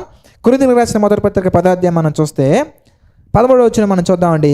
సాధారణముగా మనుషులకు కలుగు శోధన తప్ప మరి ఏది మీకు సంభవింపలేదు. దేవుడు నమ్మదగిన వాడు, మీరు సహింపగలిగినంత కంటే ఎక్కువగా ఆయన మిమ్మును శోధింపబడనియ్యడు. అంతేకాదు చెల్లెమ్మ, అంతేకాదు తమ్ముడు, నీ భర్త విషయంలో, నీ భార్య విషయంలో, నీ పిల్లల విషయంలో, నీ తల్లిదండ్రుల విషయంలో, నీ ఉద్యోగం విషయంలో, నీ యొక్క స్టడీస్ విషయంలో ఒకవేళ నువ్వు కనుక శోధింపబడుతున్నావా, పాపంలోకి వెళ్ళే అవకాశాలు వస్తున్నాయా, అయితే దేవుడు అంటున్నారు నీవు భరించనంత కంటే, నువ్వేమన్నాడు ఎందుకే సహింపగలిగినంత కంటే ఆయన మిమ్మల్ని శోధింపబడనీయడు. అంతేకాదు సహింపగలుగుటకు ఆయన శోధనతో కూడా తప్పించుకొను మార్గమును కలుగ చేయను. మీరు అలా చేస్తే, ప్రార్థనాపూర్వకంగా దేవుని సన్నిధిలో, దైవ సన్నిధిలో మీరు ఉంటే ఆ శోధనను తప్పించుకోవడానికి ఆయన ఏం చేస్తా అంటున్నారంటే మార్గాన్ని కూడా ఇస్తా అంటున్నారు. ఏమంటున్నారండి? మార్గాన్ని కూడా ఇస్తా అంటున్నారు. ఇప్పుడు చదువుకుందామండి, డీటెయిల్గా మీకు అర్థమైపోయింది. ఏంటి బ్రదర్ 4 కూర్చుని ఇన్ని రోజులు చెప్పారు అనుకోకండి. ఇంత డెప్త్గా మీరు కావాలంటే ఈ సెషన్స్ ఫాలో అవ్వండి. లేదనుకుంటే కనుక ఆల్రెడీ యాకోబు గారు రాసినటువంటి పత్రిక అరగంటలో చెప్పేసి ఉందండి, ఆ వీడియోని మీరు తీసుకోండి కావాలంటే. ఎందుకంటే ఓవర్వ్యూ చెప్పుకుంటూ వెళ్ళిపోయి అనుకోండి, ఒక అధ్యాయం కాదు, ఒక పుస్తకం ఒక అరగంటలో చెప్పేసుకోవచ్చు, పావు గంటలో కూడా చెప్పేసుకోవచ్చు, 10 నిమిషాలు కూడా చెప్పేసుకోవచ్చు. బట్ డీటెయిల్గా డెప్త్గా వెళ్తే మనకి ఇప్పుడు మీకు ఒక క్లారిటీ వస్తుంది. దానికి లింక్స్ ఎలా, శోధన ఎలా వస్తుంది, పరిశోధన ఎలా వస్తుంది, తర్వాత దీనికి రీజన్ ఏంటి, దానికి రీజన్ ఏంటి, మనం కొంతమంది ఎగ్జాంపుల్స్ జీవితంలో బైబిల్ ఉన్నటువంటి కొంతమంది వ్యక్తుల జీవితాలు మనం తీసుకొని మనం ఆలోచిస్తే అప్పుడు మనకి డీటెయిల్గా డెప్త్గా అర్థమవుతుందండి. కనుక మీరు అర్థం చేసుకోగలరు బ్రదర్, నాకు ఇంత అవసరం లేదు, నాకు జస్ట్ ఒక అరగంటలో చెప్తే చాలు బ్రదర్, జస్ట్ ఒక పావు గంటలో చెప్తే చాలు బ్రదర్ అనుకుంటే కనుక ఆ వీడియోస్ని మీరు అడగండి. లేదనుకుంటే కనుక నాకు కాల్ చేయండి, పావు గంటలో నేను యాకోబు పత్రిక మీకు చెప్పేస్తాను, 10 నిమిషాల్లో కూడా చెప్పేస్తాను. యాకోబు పత్రిక మీకు 10 నిమిషాల్లో కూడా చెప్పేస్తాను. మీకు కావాలంటే మీరు ఒకవేళ నాకు పావు గంటలో తెలియాలి బ్రదర్, నాకు థీమ్ అంతా తెలియాలి, నాకు అంతా 10 నిమిషాల్లో కావాలి బ్రదర్ అంటే కనుక నేను 10 నిమిషాల్లో కూడా చెప్పేస్తాను. Okay right. సో మనం చదువుకుందాం. యాకోబు గారు రాసిన పత్రిక 1వ అధ్యాయం 2వ వచనం నుంచి మనం చూస్తే, నా సహోదరులారా మీ విశ్వాసమునకు కలుగు పరీక్ష. ఇప్పుడు అర్థమైంది అనుకుంటున్నాను ఎందుకు విశ్వాసమునకు కలుగు పరీక్ష. లోకాన్ని జయించాలంటే మనకేం కావాలి? విశ్వాసం కావాలి. శోధకుడు లోకాన్ని ఉపయోగించుకొనే, అనగా లోకములో ఉన్నదంతయు, అనగా శరీరాశ, నేత్రాశ, జీవపుడంబము, వాటిని ఉపయోగించుకునే మన యొద్దకు వస్తాడు కనుక అప్పుడు మన విశ్వాసానికి కలిగే పరీక్ష ఓర్పును పుట్టించునని ఎరిగి మీరు నానా విధములైన శోధనలో పడినప్పుడు, ఎలాగ వస్తే శోధనల ఇంటికి ఎలాగైనా రావచ్చు, తల్లిదండ్రుల ద్వారా, పిల్లల ద్వారా, భార్య ద్వారా, భర్త ద్వారా. మరి మీరు చూస్తే యోబు గారి జీవితంలో యోబు గారికి భార్యే, కొంతమంది జీవితాలు మనం చూస్తే భర్తే శోధనగా మారిపోతూ ఉంటారు. మరి అలాంటి చెల్లెమ్మలకి, తమ్ములకి నేను చెప్పేది, వివాహం చేసుకునే విషయంలో మీరు ముందే జాగ్రత్త తీసుకుని ఉంటే ఇలాంటి సమస్యలు పడకుండా 99.9% ఉండేవారు. మరి జరిగిందేదో జరిగిపోయింది కనుక ఇక్కడి నుంచి మనం ప్రార్థన చేద్దాం. ప్రతి ఒక్కరి కొరకు ప్రార్థన చేస్తున్నాము. మరి కుటుంబం మారాలని ప్రార్థన చేస్తున్నాము, అలాగే పిల్లలు మారాలని ప్రార్థన చేస్తున్నాము, తల్లిదండ్రులు మారాలని ప్రార్థన చేస్తున్నాము. మీరు కూడా ప్రేయర్ సెల్లో పార్టిసిపేట్ చేయండి. మీరు కూడా మరి మేము చేసే ప్రార్థనలో మీరు కూడా వచ్చినట్లయితే కనుక, ఈ యొక్క ప్రేయర్ టీంలో మీరు జాయిన్ అయినట్లయితే కనుక మీరు కూడా ప్రార్థన చేయొచ్చు, మీరు కూడా ప్రార్థన చేయించుకోవచ్చు. అందుకే every Friday let's pray together అని నేనే స్వయంగా ఆ సెషన్ని ప్రతి వీక్లీ వన్స్ నేను తీసుకుంటున్నాను. కొన్ని వారాల్లో స్మైలీ గారు కూడా వస్తున్నారు, అక్కడ మీరు కూడా మాతో ప్రార్థన చేయించుకోవచ్చు డైరెక్ట్గా. సో మనం చూద్దాం. పుట్టించునని ఎరిగి నానా విధములైన శోధనలో పడినప్పుడు అది మహానందమని ఎంచుకుని, తర్వాత ఎందుకు అంటే అలాంటి శోధనల్లోనే, అలాంటి పరీక్షల్లోనే మనం నిలబడితే ఎలా మారిపోతాం మనం? ఎందుకంటే సంపూర్ణులను, అనునాంగులను, ఏ విషయంలోనూ కొదువు లేని వారి ఉండునట్లు ఓర్పు తన క్రియను కొనసాగింపనీయుడి. ఇలాంటి శోధనలు వస్తేనే, ఇలాంటి పరీక్షలు వస్తేనే మనం ఎలా మారుతామయ్యా అంటే, ఓర్పు నుంచి మనకి మీరు చదువుకున్నారు, విశ్వాసం నుంచి సద్గుణం, సద్గుణం నుంచి జ్ఞానం. నేను చెప్పినటువంటి సెషన్ కూడా ఒకసారి రెఫర్ చేయండి. మనం పరిపూర్ణులుగా మారతాం. ఫైనల్గా మన ప్రేమ నందు భయభక్తులు నందు సహోదర ప్రేమ యందు మనం చక్కగా నీటిగా పరిపూర్ణంగా మనం మారిపోవాలంటే కనుక మనకి ఇలాంటి పరీక్షలు రావాలి. వస్తున్నాయంటే కనుక దేవుడి దృష్టిలో నువ్వు పడ్డావు. నువ్వు ఆల్రెడీ అపవాది దృష్టిలో ఉన్నావు అనుకో, నీ గురించి ఆయన ఎందుకు పొగుడుతాడు పరలోకంలో? నువ్వు ఆల్రెడీ అపవాది దగ్గరే ఉండి అపవాదికి పర్సనల్ అసిస్టెంట్ వర్క్ చేస్తున్నావు అనుకో, నిన్ను ఎందుకు గొప్పవాడు అంటాడు? యథార్థవంతుడుగా, న్యాయవంతుడుగా ఉంటే దేవుడు నిన్ను తప్పకుండా, చూసావా నా బిడ్డ కోటేశ్వరరావు గురించి చూసావా, నా బిడ్డ ప్రసాద్ గురించి చూసావా, నా బిడ్డ మౌనిక గురించి చూసావా, నా బిడ్డ రక్షణ గురించి చూసావా అని మన గురించి మాట్లాడతారు. ఎప్పుడు మనం పరిశుద్ధంగా ఉండి యథార్థంగా ఉంటే నానా విధములను అంతరా కల్పించుకుని మన గురించి మాట్లాడరు ఆయన. మనం అలా పర్ఫెక్ట్గా ఉండే ప్రయత్నంలో మనం ఉంటే అపవాది మనల్ని మింగటం కొరకు వస్తూ ఉంటాడు. వాడు మళ్ళీ రావటానికి సొంతగా రాడు, దేవుడి దగ్గర నుంచి అప్రూవల్స్ ఉంటాయి. మనం సహింపగలిగినంతకంటే ఎక్కువ ఆయన మనల్ని శోధింపబడనీయడు. అందులో మళ్ళీ మనకి మార్గాన్ని ఇస్తా అంటున్నాడు కనుక వచ్చే ప్రతి శోధన, చాలామంది తమ్ముళ్ళు అంటూ ఉంటారు, అని నేను దేవుళ్ళలోకి రాకముందు ఒకప్పుడు కొన్ని యూజ్లెస్ వీడియోస్ చూసేవాడిని, కొన్ని వీడియోస్ చూసేవాడిని, అవి ఇప్పుడు నేను దేవుళ్ళలోకి వచ్చాను అన్నయ్య, వచ్చిన తర్వాత మళ్ళీ నన్ను అంటే, నువ్వు దేవుళ్ళలోకి వచ్చి నిలబడ్డావు కనుకే నా బిడ్డ ఒకప్పుడు ఇలాగ ఉండేవాడు యథార్థవంతుడిగా మారిపోయాను. కానీ అవునా, ఒక్కసారి కంచె తీసేయి, నేను తీసుకొస్తా అని అపవాది వస్తాడు. వచ్చినప్పుడు నువ్వు ఆనందపడాలి. దేనికంటే దేవుడు నీ గురించి డిస్కషన్ పెట్టాడు. A discussion was happened about you. నీ గురించి డిస్కషన్ జరిగింది కనుక శోధన వస్తుంది. కనుక నువ్వు సహింపగలిగినంతకంటే ఎక్కువ నీ దగ్గరికి రాదు బ్రదర్, రాదు sister. So have faith on God. ప్రతి శోధనను జయించు. విశ్వాసము కావాలి మనకి. విశ్వాసము కావాలంటే వాక్యం వినాలి. లోకాన్ని మనం జయించవచ్చు. ప్రతి శోధనని జయించండి. పరసంబంధమైన దీవులు మనం పొందుకుంటాము. అది పర్ఫెక్ట్నెస్ ఆఫ్ అవర్ క్యారెక్టర్. ఈ భూమి మీద మేడల మిద్దులు వీటి గురించి ఆలోచించకండి. పరిపూర్ణత మనకు రావాలి. సంపూర్ణులుగా మనం మారాలి. అనునాంగులుగా మనం మారాలి. అలా మారాలంటేనండి మనం వచ్చే ప్రతి పరీక్షలో గెలవాలి. పరీక్షల్లో పడిపోకుండా పరీక్షల్లో గెలిచామంటే యోబుల్లో ఒక మంచి సర్టిఫికెట్ మనకు వస్తుంది. లేదంటే యోధాలకు ఒక మంచి సర్టిఫికెట్ మనం పొందుకుంటాం. అంతకంటే ఏం లేదండి. యోధా గారికి కూడా ఒక సర్టిఫికెట్ ఉంది కదండి, ద్రోహి. కనుక అలాంటి వద్దండి, మనకి దైవభక్తి కలవడనే సర్టిఫికేట్ మనకు కావాలి. సో నిన్న చెప్పినటువంటి సెషన్ని, అలాగే ఈరోజు చెప్పినటువంటి సెషన్ని జాగ్రత్తగా మీరు చదవండి. ఏమైనా ప్రశ్నలు వస్తే కనుక ఆల్రెడీ గూగుల్ మీట్లో ఉన్నటువంటి వారు అడగండి. మరి దయచేసి గమనించండి, గూగుల్ మీట్ లింక్ అనేది మరి ఎవరైతే 50 JCMs లేదా 100 JCMs విన్నటువంటి వారికి మాత్రమే వస్తుంది. లేదా బైబిల్ కోర్సులో మరి జాయిన్ అయ్యి కనీసం ఒక కోర్స్ కంప్లీట్ చేసినటువంటి వారికి వస్తుంది. మరి మన దగ్గర డిఫరెంట్ టైప్ ఆఫ్ కోర్సెస్ ఉన్నాయి కనుక అట్లీస్ట్ ఒక కోర్స్ మీరు పూర్తి చేస్తే మీకు గూగుల్ మీట్ లింక్ డైలీ వస్తుంది. లేదు మీరు బైబిల్ కోర్స్ కంటిన్యూ చేస్తూ ఉన్నారు, అలాగైతే కనుక మీకు ఎవ్రీ సండే మరి గూగుల్ మీట్ లింక్ వస్తుంది. You can ask any question. మరి ఆ సండే రోజున మీకు జరిగినటువంటి సెషన్స్ మీద మరి కొంతమందికి మత్తయి సువార్త జరుగుతుంది, కొంతమందికి మార్కు సువార్త జరుగుతుంది, కొంతమందికి పత్రికలు జరుగుతున్నాయి, కొంతమందికి జరుగుతున్నాయి. కనుక ఆ సెషన్స్ అవ్వచ్చు, మీరు వినే JCMs అవ్వచ్చు, లేదంటే ఇక్కడ జరుగుతున్నటువంటి ఈ ఈవినింగ్ బైబిల్ స్టడీ యాకోబు పత్రిక అవ్వచ్చు. ఏ ప్రశ్నలకైనా కానీ సమాధానాన్ని నేను మరి సండే ఈవినింగ్ 6 o'clock జరిగే వర్షిప్ అయిపోయిన తర్వాత నేను చక్కగా చెప్పడం జరుగుతుంది. కనుక మీరు దయచేసి జాయిన్ అవ్వండి. మరి గూగుల్ మీట్లో ఉన్నటువంటి వారు ఉండండి. మరి మీకు ఏదైనా సందేహాలు ఉంటే కనుక దయచేసి సెషన్ అయిపోయిన తర్వాత ఉండండి. ఇప్పుడు నేను మీకు ప్రతి క్వశ్చన్కి నేను యాకోబు పత్రికలో మీకు వచ్చే ప్రతి ప్రశ్నకి సమాధానం నేను చెప్తాను. కనుక ప్రార్థన చేసుకుందామండి. ప్రార్థన మరి దయచేసి గమనించండి brothers and sisters. November 19th మరి చర్చ్ యానివర్సరీ జరగనై ఉంది. వాస్తవంగా ఈరోజు జరుపుకోవాలి మనం. ఈ రోజుతో మనకి 2 years కంప్లీట్ అయిపోయింది ప్రభు యొక్క మహాకృపను బట్టి. మరి కొన్ని పరిస్థితులను బట్టి, మరి కొన్ని ఇబ్బందులను బట్టి మనం దాన్ని షిఫ్ట్ చేయడం జరిగింది. ప్రతి ఇబ్బందిని దేవుడు చక్కగా తన కృపను బట్టి ఇరుకుల విశాలత కలగజేస్తారు. ఆ విశ్వాసం మాకు ఉంది. మరి మాకు వచ్చే ప్రతి శోధనలో కూడా మేము పడిపోకుండా నిలబడినట్లుగా మా నిమిత్తం కూడా మీరు ప్రార్థన చేయండి.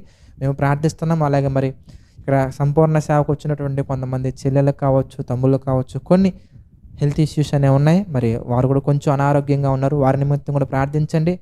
మరి నవంబర్ 19th జరగనటువంటి ఈ ఆరాధన మరియు 19th మరి 18th జరిగినటువంటి బైబిల్ స్టడీ, మరి అలాగే మరి 2nd anniversary, church 2nd anniversary, అలాగే కొన్ని కార్యక్రమాలు ప్రభు యొక్క కృపను బట్టి నేను ప్రారంభించడానికి సిద్ధ మనసు కలిగి ఉన్నాను. మరి అవి దేవుని యొక్క చిత్తమైతే ప్రతిదీ కూడా పర్ఫెక్ట్గా మరి మీ వల్లే ఇంకా అనేక మంది జీవితాలలో వెలుగులు నింపే విధంగా మరి స్వచ్ఛమైనటువంటి వాక్యాన్ని, సత్యమైనటువంటి వాక్యాన్ని, నిజమైనటువంటి వాక్యాన్ని అనేక మందికి చేరినట్లుగా మరి ప్రతి కార్యక్రమం ముందుకు సాగినట్లుగా మరి వాటి నిమిత్తం ప్రార్థన చేయండి. మరి ఈ పరిచర్యలో అనేకమైనటువంటి అవసరతలు ఉన్నాయి కనుక దేవుడు మిమ్మల్ని ప్రేరేపించినట్లయితే కనుక ఆర్థికంగా కూడా మీరు సహకారంగా నిలబడవచ్చు. అన్నిటికంటే ముఖ్యంగా ప్రార్థన చాలా అవసరం ఉంది కనుక ప్రతి ఒక్కరు ప్రార్థన చేయండి. అలాగే ఈ పరిచర్య నిమిత్తం ప్రార్థించండి. మరి ఆర్థికంగా ఎవరైనా సహకారం నిలబడంటే సహకారం నిలబడండి. ఈ పరిచర్యని ఇంకా అనేక మంది తీసుకెళ్ళట్లో పాలభాగస్తులు కండి. ప్రార్థన చేసుకుందామండి. ప్రార్థన. ప్రేమగల తండ్రి, దయగల దేవ, సకల ఆశీర్వాదములకు కారణభూతుడమైన తండ్రి, అనేకమైన విషయాల్లో ప్రభు మాకు తోడుగా ఉండి మీ చిత్త ప్రకారం నడిపిస్తూ ముందుకు తీసుకువెళ్తున్నందుకు కృతజ్ఞతాస్తుతులు చెల్లించుకుంటున్నాం తండ్రి. ఈ సెషన్కి అటెండ్ అయిన ప్రతి బ్రదర్ని, ప్రతి సిస్టర్ని మీరు జ్ఞాపకం చేసుకోండి. ఆర్థిక, ఆరోగ్య, మానసిక సమస్యల్లో బాధపడుతున్న ప్రతి ఒక్కరిని మీరు జ్ఞాపకం చేసుకోండి. ప్రతి ఒక్కరికి మీ కృప తోడుగా ఉంచి నడిపించండి తండ్రి. ప్రభువా తండ్రి, మీ సన్నిధిలో నిరంతరం వర్ధిల్లుచు ముందుకు సాగినట్లుగా మాకు సహాయం చేయండి తండ్రి. మరి యాకోబు పత్రిక వివరణలో ప్రభు మీ చిత్త ప్రకారంగా మాకు తోడుగా ఉండి నడిపిస్తూ మీ చిత్త ప్రకారంగా మమ్మల్ని ముందుకు తీసుకువెళ్తున్నందుకు కృతజ్ఞతాస్తుతులు చెల్లించుకుంటున్నాం తండ్రి. ఇంకా అనేకమైన మర్మాలు తండ్రి, వాక్యానుసారమైనటువంటి విషయాలు మేము తెలుసుకొని మరి అతిశయించకుండా అన్వయించుకొని మీకు మహిమకరంగా బ్రతుకుటకు జీవించుటకు మాకు సహాయం చేయండి తండ్రి. మీ యొక్క కృపలో నిరంతరం వర్ధులతో ముందుకు సాగుటకు సహాయం చేయండి తండ్రి. దేవా మరి ఇంకా ఎన్ని కార్యక్రమాలు అయితే ఈ జేసీ చర్చ్ ద్వారా మీరు జరిగించాలనుకున్నారో తండ్రి, మీ చిత్త ప్రకారంగా జరిగించండి ప్రభు. మరి సంపూర్ణ సేవకుల అవసరత ఉంది తండ్రి. అదేవిధంగా తండ్రి ఎన్నో వస్తువులు కొనవలసిన అవసరత ఉంది. అదేవిధంగా తండ్రి ఈ పరిచర్య ముందుకు వెళ్ళడానికి ప్రతి అవసరతను మీరు జ్ఞాపకం చేసుకుని ప్రతి అవసరతను మీ చిత్త ప్రకారంగా మా తండ్రి తీర్చండి. మాకు మంచి ఆనందాన్ని కలిగించుతండి. మీ చిత్త ప్రకారం ఇప్పటి వరకు నడిపించినందుకు కృతజ్ఞతాస్తుతులు తండ్రి. ముందు కూడా నడిపించండి, సహాయం చేయండి తండ్రి. మరి నవంబర్ 18th, 19th జరగనటువంటి ప్రోగ్రామ్స్ని మా తండ్రి మీ చిత్త ప్రకారంగా జ్ఞాపకం చేసుకోండి. మరి 19th జరగని 2nd యానివర్సరీని మా తండ్రి మీరు జ్ఞాపకం చేసుకొని మీకు మహిమకరంగా తిరిగినట్లు కృప చూపించండి తండ్రి. సమస్త మహిమ, ఘనత, ప్రభావాలు మీకు చెల్లించుకుంటూ తండ్రి మీ చిత్తమైతే రేపటి దినాన మళ్ళీ మేము అందరం కలుసుకునే ధన్యతను అందించమని వేడుకుంటూ మా ప్రభువును రక్షకుడైన యేసుక్రీస్తు వారి పేరిట ప్రార్థన అడిగి వేడుకొనుచున్నాము తండ్రి. ఆమేన్.